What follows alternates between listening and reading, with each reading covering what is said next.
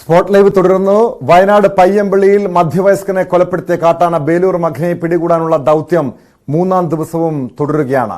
ബേഗൂർ പ്രദേശത്താണ് ആന ഇപ്പോൾ ഉള്ളത്. നേരത്തെ മയക്കുവെടി വെക്കാൻ ദൌത്യസംഘം സജ്ജമായിരുന്നുവെങ്കിലും ആന മണ്ണുണ്ടിയിൽ നിന്ന് മാറിയത് തിരിച്ചടിയായി. കഴിഞ്ഞ ദിവസങ്ങളിൽ ആനയെ പിടികൂടാനുള്ള ശ്രമങ്ങൾ വിജയിച്ചിരുന്നില്ല. തിരുനെല്ലി പഞ്ചായത്തിൽ 3 വാർഡുകളിൽ നിരോധനാജ്ഞ പ്രഖ്യാപിച്ചിട്ടുണ്ട്. MS അനീഷ് കുമാർ ചേരുന്നു വിശദാംശങ്ങളുമായി. അനീഷ്, ഈ ജനങ്ങളുടെ ജീവനും സ്വത്തിനും സംരക്ഷണം നൽകണമെന്ന് ആവശ്യപ്പെട്ടുകൊണ്ട് വയനാട്ടിൽ കർഷക സംഘടനകളുടെ ഹർത്താൽ ഇപ്പോൾ പുരോഗമിക്കുന്നു. അതിനിടെ ആനയെ മൂന്നാം ദിവസവും പിടികൂടാൻ കഴിയാത്തതിന്റെ വലിയ അമർഷം അവിടുത്തെ നാട്ടുകാർക്കുണ്ട്, വലിയ പ്രതിഷേധമുണ്ട്. എന്താണ് ഈ കാട്ടാനയെ പിടികൂടാനുള്ള പ്രധാനപ്പെട്ട വെല്ലുവിളി അനീഷ്?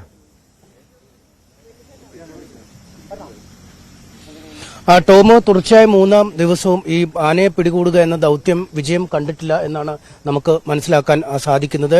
കഴിഞ്ഞ ദിവസങ്ങളിലൊക്കെ സംഭവിച്ചതുപോലെ തന്നെ ഈ ആന നിൽക്കുന്ന ഇടത്തേക്ക് കുങ്കിയാനയും ദൌത്യസംഘത്തിന്റെ ആളുകളും ചെല്ലുമ്പോൾ ആന ഒരിടത്തു നിന്നും മറ്റൊരിടത്തേക്ക് നീങ്ങുന്ന രീതിയിലാണ്, അല്ലെങ്കിൽ നിരന്തരം സഞ്ചരിച്ചുകൊണ്ടിരിക്കുന്ന ഒരു സാഹചര്യമാണ്. ഈ മണ്ണുണ്ടി, ഇരുമ്പുപാലം, ചെമ്പകപ്പാറ അടക്കമുള്ള മേഖലകളിൽ ഏതാണ്ട് ഒരു 5 സ്ക്വയർ കിലോമീറ്ററിനുള്ളിൽ തന്നെ പലയിടത്തായി ആന ഇങ്ങനെ സഞ്ചരിച്ചുകൊണ്ടിരിക്കുന്ന ഒരു സാഹചര്യം. അതുകൊണ്ട് തന്നെ വെടിവെക്കാൻ കഴിയുന്നില്ല എന്നാണ് അധികൃതർ വ്യക്തമാക്കുന്നത്. ഇന്ന് രാവിലെയാണ് ആനയുടെ സാന്നിധ്യം ഇരുമ്പുപാലം മേഖലയിൽ ആദ്യം സിഗ്നൽ ലഭിച്ചത്. പിന്നീട് അത് മണ്ണുണ്ടി ഭാഗത്തേക്ക് പോവുകയും ചെയ്തു. അതിനുശേഷം വീണ്ടും ഇപ്പോൾ ഇരുമ്പുപാലത്തേക്കാണ് ഇപ്പോൾ ആന എത്തിയിരിക്കുന്നതെന്നാണ് പറയാൻ കഴിയുന്നത്. എന്തായാലും വലിയ ജനകീയ പ്രതിഷേധമാണ് ഇക്കാര്യവുമായി ബന്ധപ്പെട്ട് ഉയർന്നിരിക്കുന്നത്. ഇന്ന് വൈകുന്നേരത്തിനുള്ളിൽ ആനയെ പിടികൂടിയില്ലെങ്കിൽ ഒരുപക്ഷെ ഉദ്യോഗസ്ഥരെ ഇവിടെ നിന്നും തിരിച്ചു പോകാൻ സമ്മതിക്കില്ല എന്നൊക്കെ രാവിലെ നാട്ടുകാർ നമ്മോട് പ്രതികരണം നൽകിയിരുന്നു. ഇപ്പോൾ നമ്മോടൊപ്പം കർഷക കോൺഗ്രസിന്റെ ഭാരവാഹികളുണ്ട്. അവർ ഈ മേഖലകൾ സന്ദർശിക്കാൻ കൂടി എത്തിയതാണ്.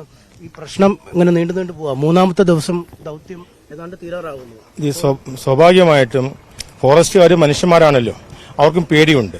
കാരണം ഈ ആനയെ കർണാടകത്തിൽ ഇതിനു മുൻപ് മയക്കുവെടി വെച്ചതാണ്. അതുകൊണ്ട് ഈ ആന മയക്കുവെടി വയ്ക്കുന്ന ആളെ ടാർഗറ്റ് ചെയ്താൽ അവർക്ക് രക്ഷപ്പെടാൻ പോലും മാർഗമുണ്ട്. അവരുടെ പേടി അവരുടെ മനസ്സിലുണ്ട്. അത് മാത്രമല്ല, ഈ ആനയെ ശരിക്കും മയക്കുവെടി അല്ല വെക്കേണ്ടത്, വെടിവെച്ച് കൊല്ലണം. കാരണം ഇതിനു മുൻപ് മയക്കുവെടി വെച്ചിട്ട് വീണ്ടും ഇവിടെ വന്ന് നമ്മുടെ ആളുകളെ കൊന്നിരിക്കുന്നു. അതുകൊണ്ട് ജനങ്ങളെല്ലാം ഭയങ്കര മാനസികമായി ഭീതി കൊണ്ടിരിക്കുക. ഏത് സമയത്തും അവർ പൊട്ടിത്തെറിക്കും. അത് എന്ത് വില കൊടുത്തും ആനയെ വെടിവെച്ച് തന്നെ കൊല്ലണം. മനുഷ്യന്മാർ കാട്ടിൽ കയറിയാൽ അവരെ പേര് കേസെടുക്കുന്നുണ്ട്. അതുകൊണ്ട് ഞങ്ങളുടെ കൃഷിഭൂമിയിലേക്ക് ഇറങ്ങുന്ന മൃഗങ്ങൾ ഞങ്ങൾ ഇനി കൊല്ലേണ്ട തയ്യാറിലേക്ക് വരും. അതും അത്ര ജനങ്ങൾക്ക് ജീവിക്കാൻ നിവൃത്തിയില്ലാതെ, അല്ലെങ്കിൽ തന്നെ കടവും കടത്തിന്റെ കൂടുമായി ജപ്തിയിലിട്ടിരിക്കുന്ന കർഷകർ അവിടെ ഉള്ളത്. അതുകൊണ്ട് എങ്ങനെയെങ്കിലും എത്രയും വേഗം ഈ ആനയെ വെടിവെച്ച് കൊല്ലുന്ന നിലപാട് സർക്കാർ സ്വീകരിക്കണം. ഇല്ലെങ്കിൽ ജനങ്ങൾ അതിന് പ്രതികരിക്കും. കഴിഞ്ഞ ഏതാനും ദിവസങ്ങളായി സ്കൂളുകൾ പ്രവർത്തിക്കുന്നില്ല. കർഷകർക്ക് ഭൂമിയിലേക്ക് ഇപ്പോൾ മുളകും കാപ്പിയൊക്കെ വിളവെടുക്കുന്ന സമയമാണ്, അങ്ങോട്ട് പോകാൻ പറ്റുന്നില്ല. കന്നുകാലി മേയ്ക്കാൻ അല്ലെങ്കിൽ അവിടെ പുല്ല് വെട്ടാൻ, വിറക് ശേഖരിക്കാൻ ഒന്നും പറ്റുന്നില്ല. ഈ ജനജീവിതം അക്ഷരാർത്ഥത്തിൽ വഴിമുട്ട് നിൽക്കുകയാണ്. അതെ, ഈ മൃഗങ്ങളെല്ലാം കാട്ടിൽ നിന്ന് നാട്ടിലേക്ക് ഇറങ്ങുന്ന അവസ്ഥ അതൊന്ന് മാറ്റി, നിയമങ്ങളൊന്ന് ശരിക്കൊന്ന് മാറ്റിക്കൊണ്ട് നമ്മളുടെ ജീവനും സ്വത്തിനും സംരക്ഷണം നൽകുന്ന ഒരു ഭരണകൂടമായി മാറണമെന്നാണ് ജനങ്ങൾക്ക് അഭ്യർത്ഥിക്കാനുള്ളത്. ഈ ഉദ്യോഗസ്ഥന്മാര് ജനങ്ങളോട് കാണിക്കുന്ന ഈ അനാസ്ഥ എത്രയും വേഗം മാറ്റിയിട്ട് ഈ ഒരു ആനയോ അല്ലെങ്കിൽ ഒരു കടുവയോ ഒരു മനുഷ്യജീവനെ എടുക്കുമ്പോൾ 10 ലക്ഷമാണോ മനുഷ്യന്റെ ജീവന്റെ വില എന്നാണ് ഉദ്യോഗസ്ഥന്മാരോട് ഞങ്ങൾക്ക് ചോദിക്കാനുള്ളത്. അന്നേരം ഈ 10 ലക്ഷം എന്നുള്ളത് മാറ്റിയിട്ട് കുറഞ്ഞത് അവർക്ക് ജീവിക്കാനായിട്ട് നിവൃത്തിയില്ലാത്ത ആ ഒരു അവസ്ഥ വരുമ്പോൾ അതിന്റെ ഇതൊക്കെ മാറ്റിക്കൊണ്ട് 50 ലക്ഷം രൂപയെങ്കിലും കുറഞ്ഞത് ചുരുങ്ങിയത് ആ കുടുംബത്തിന് നൽകണം. ഇപ്പോൾ തന്നെ ഈ അടുത്ത സമയത്ത് ആന ചവിട്ടിക്കൊന്ന അജീഷിന്റെ കുടുംബത്തിന് സർക്കാർ ഒരു മനുഷ്യജീവനും വില കൽപ്പിച്ചേക്കുന്ന 10 ലക്ഷം രൂപയാണ്. അതൊക്കെ മാറ്റിക്കൊണ്ട്, നിയമങ്ങൾ മാറ്റിക്കൊണ്ട് ജനങ്ങളുടെ ജീവനും സ്വത്തിനും സംരക്ഷണം നൽകണമെന്നാണ് ജനങ്ങൾക്ക് ആവശ്യപ്പെടാനുള്ളത്. ആനയെ വെടിവെച്ച് കൊല്ലണമെന്നാണ് ജനങ്ങൾ പറയുന്നത്. ഇത് വെടിവെച്ച് പിടികൂടാൻ കഴിയുമെന്ന് കരുതുന്നുണ്ട്. കാരണം ആദ്യ ദിവസം മുതൽ ഇതുപോലെ തന്നെ വരുന്നു. ആനയുടെ അടുത്തേക്ക് എത്തും, ദൌത്യസംഘം എത്തും, ആന മുന്നോട്ട് പോകും. പിന്നെയും കുങ്കിയാനകൾ ആനയുടെ അടുത്ത് വരും, ദൌത്യസംഘം വരും, ആന മുന്നോട്ട് പോകും. ഇന്ന് രാവിലെ മുതൽ ഇത് തന്നെയാണ്. എന്റെ അഭിപ്രായത്തിൽ 4 ദിവസമായി ഇതിനെ കൃത്യമായി ലൊക്കേറ്റ് ചെയ്ത് പോകുമ്പോൾ ആന കുങ്കിയാനകളെ സ്മെല്ലടിക്കുമ്പോൾ മൂവ് ചെയ്ത് മാറുന്നു എന്നാണ് ഇവർ പറയുന്നത്. എന്തിനാണ് ഇങ്ങനെ താലോലിച്ച് പിടിക്കാനുള്ള നടപടിയിലേക്ക് പോകുന്നത്? അക്രമകാരിയായ ഒരു ആനയാണെന്ന് മനസ്സിലാക്കി ഇതിനെ വെടിവെച്ച് കൊന്ന് വനംവകുപ്പ് ഉദ്യോഗസ്ഥരുടെ ജീവന് പോലും സംരക്ഷണം കിട്ടാത്തൊരു സ്ഥിതിയിലാണ് ആനയുടെ സ്വഭാവം പോകുന്നത്. ആ നിലക്ക് ഇതെങ്ങനെ മാറിക്കഴിഞ്ഞാലും ഇതിനെ വെടിവെച്ച് കൊല്ലാതെ ഇത് ജനങ്ങളുടെ ജീവനും സ്വത്തിനും സംരക്ഷണം കിട്ടും തോന്നില്ല. ടോമ്, പ്രതിപക്ഷം മാത്രമല്ല, അല്ലെങ്കിൽ എല്ലാ രാഷ്ട്രീയ പാർട്ടികളിലുമുള്ള ആളുകൾ ഇവിടെ രാവിലെ മുതൽ ഉണ്ട്. പഞ്ചായത്ത് പ്രസിഡന്റ് അടക്കമുള്ള ആളുകൾ നേരത്തെ എത്തിയിരുന്നു. CPI ജില്ലാ സെക്രട്ടറി ശ്രീ EJ ബാബു ആണുള്ളത്.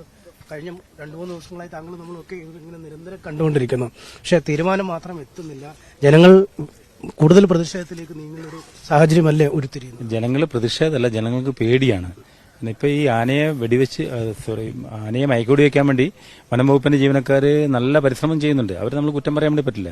അവർ ശരിക്കും പറഞ്ഞാൽ ഭക്ഷണം പോലും ഉപേക്ഷിച്ചുകൊണ്ട് രാത്രിയും പകലും ഒക്കെ നന്നായിട്ട് ജോലി ചെയ്യുന്നുണ്ട്. അവരെ നമ്മൾ കുറ്റം പറയുന്നില്ല. പക്ഷെ ആന ഓടിപ്പോവുകയാണ്. കാരണം ഇതിനു മുമ്പ് 2 പ്രാവശ്യം ഈ ആനയെ മയക്കുവെടി വെച്ചിട്ടുള്ളതാണ്. ആ ആനയെ വീണ്ടും മയക്കുവെടി വെക്കാൻ വേണ്ടി ആൾ ചെല്ലുമ്പോൾ എന്തായാലും ആന ഓടും എന്നുള്ളതാണ് വസ്തുത. അതുകൊണ്ട് ഞങ്ങളുടെ ഒരു കൃത്യമായ അഭിപ്രായം, ഇനി മയക്കുവെടി വെക്കുകയല്ല വേണ്ടത്, ഈ ആനയെ വെടിവെച്ച് കൊല്ലാനുള്ള നടപടിയിലേക്ക് പോകണം.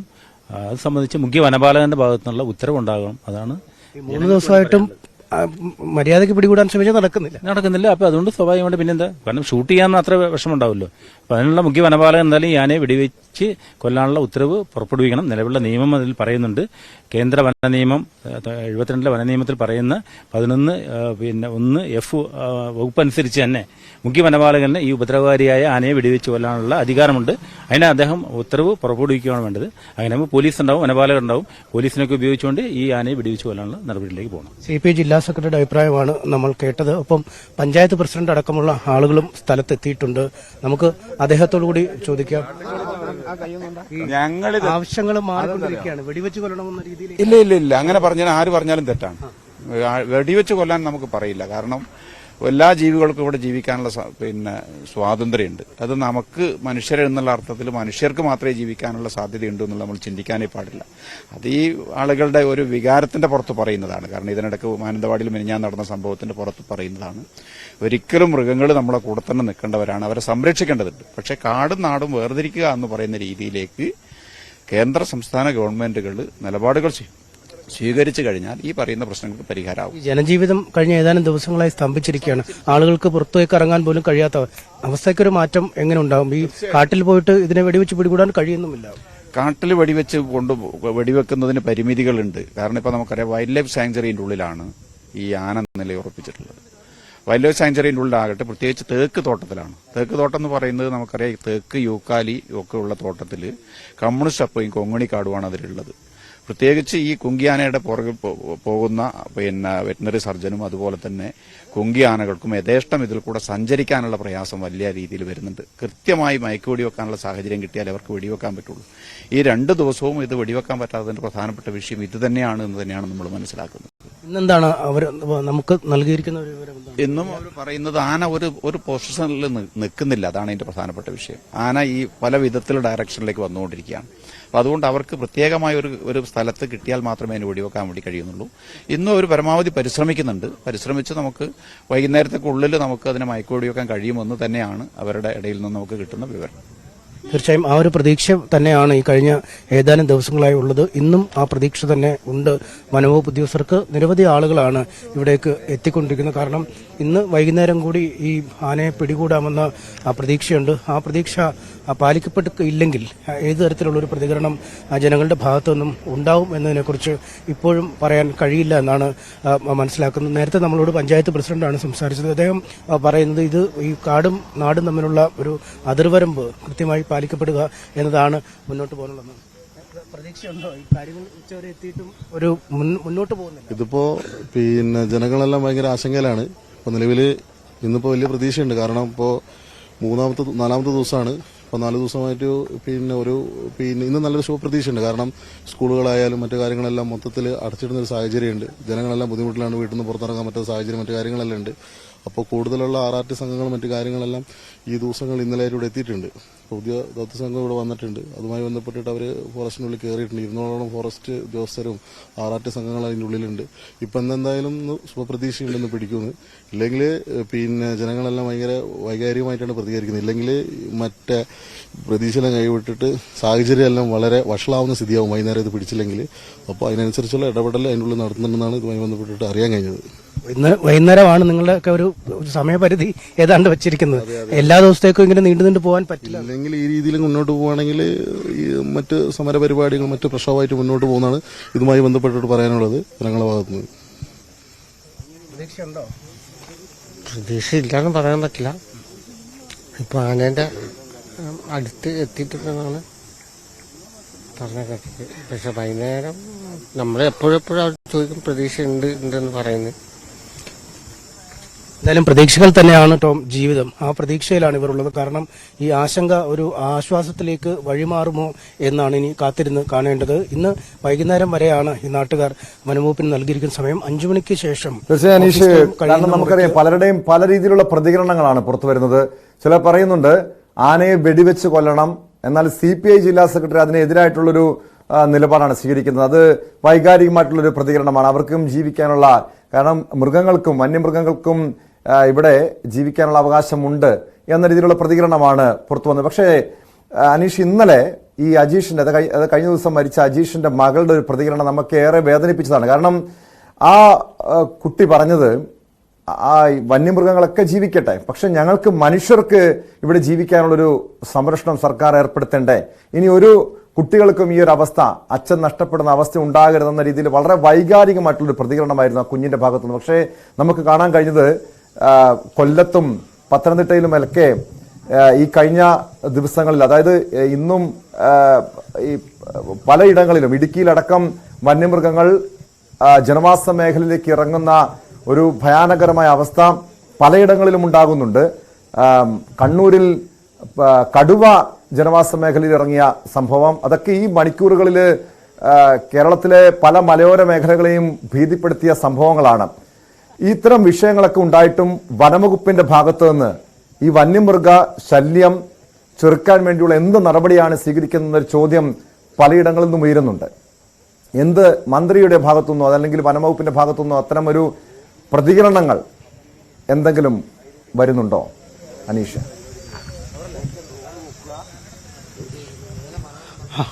ടോം, ഈ തിരുനെല്ലി പഞ്ചായത്തിൽ മാത്രം കഴിഞ്ഞ ഏതാനും വർഷങ്ങൾക്കിടയിൽ 86 പേർക്കാണ് ഈ വന്യമൃഗ ശല്യത്തിലൂടെ ജീവൻ നഷ്ടമായതെന്നാണ് രാവിലെ നാട്ടുകാർ പറഞ്ഞത്. അത് ആനയായും കടുവയായും പുലിയായും കരടിയുമായൊക്കെയാണ് ഇത്തരത്തിൽ ഈ ഏറ്റുമുട്ടൽ വേണ്ടിവരുന്നത്.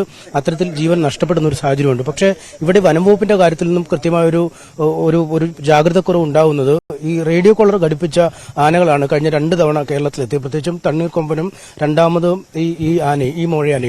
പക്ഷേ ഈ റേഡിയോ കോളർ ഘടിപ്പിക്കുന്നത് തന്നെ ഈ പ്രകോപകാരികളായ അല്ലെങ്കിൽ ഈ മനുഷ്യന് ഭീഷണി സൃഷ്ടിക്കുന്ന ആനകളെ നിരന്തര നിരീക്ഷണത്തിന് വിധേയമാക്കുക എന്ന ലക്ഷ്യത്തോടു കൂടിയാണ്. പക്ഷേ ആ ലക്ഷ്യം നിറവേറപ്പെടുന്നുണ്ടോ എന്നതാണ് ഏറ്റവും വലിയ ചോദ്യം. ഈ കർണാടകം ഈ കേരളത്തിന് കൃത്യമായ സമയത്ത് അങ്ങനെ ഒരു നിർദ്ദേശം നൽകുകയും കേരളത്തിന് ലഭിച്ച നിർദ്ദേശം ജനങ്ങളിലേക്ക് തത്സമയം തന്നെ കൈമാറപ്പെടുകയും ചെയ്താൽ ഒരു ജാഗ്രത ഈ മേഖലകളിൽ പാലിക്കാൻ കഴിയുമായിരുന്നു.